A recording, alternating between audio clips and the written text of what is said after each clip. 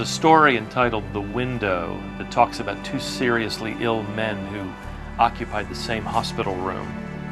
One man lay by a window, the only window in the room, and he would be propped up for an hour each day to drain fluid from his lungs. The other man in the room spent his entire time on his back, unable to rise. The two men enjoyed each other's company, and they talked for hours about all different types of subjects.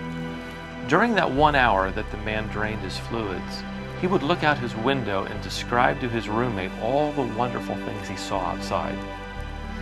Each day, great detail would be given to the activities going on. He described the park with its lovely lake, grand old trees.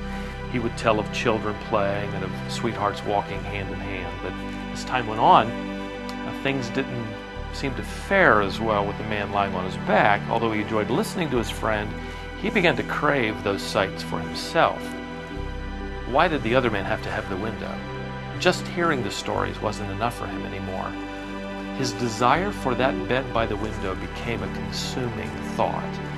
It even kept him up at night. Finally, one night his roommate began to cough. In fact, he began to choke on the fluid that had built up in his lungs, and he was desperately groping for the button to call for help.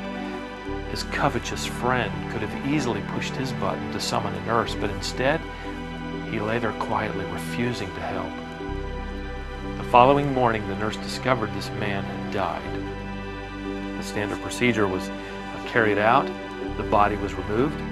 The surviving man then asked that his bed be switched so that he could see out of the window for himself, and at last he would have the view, all by himself, that he had coveted for so long.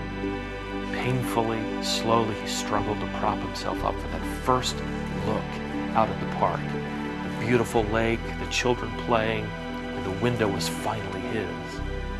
But to his horror and amazement, the window looked out over a small alley and across the alley to a brick wall of a building next door.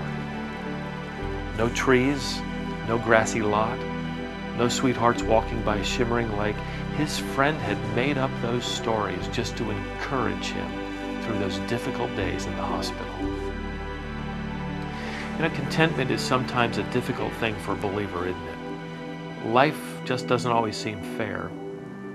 We think or even say things like, well, why is their house bigger than ours? Or why is their family larger than ours? Or why does God bless him with a larger income while I barely make it by? Well, according to Jesus Christ, contentment is not found in our possessions. It is found in our perspective.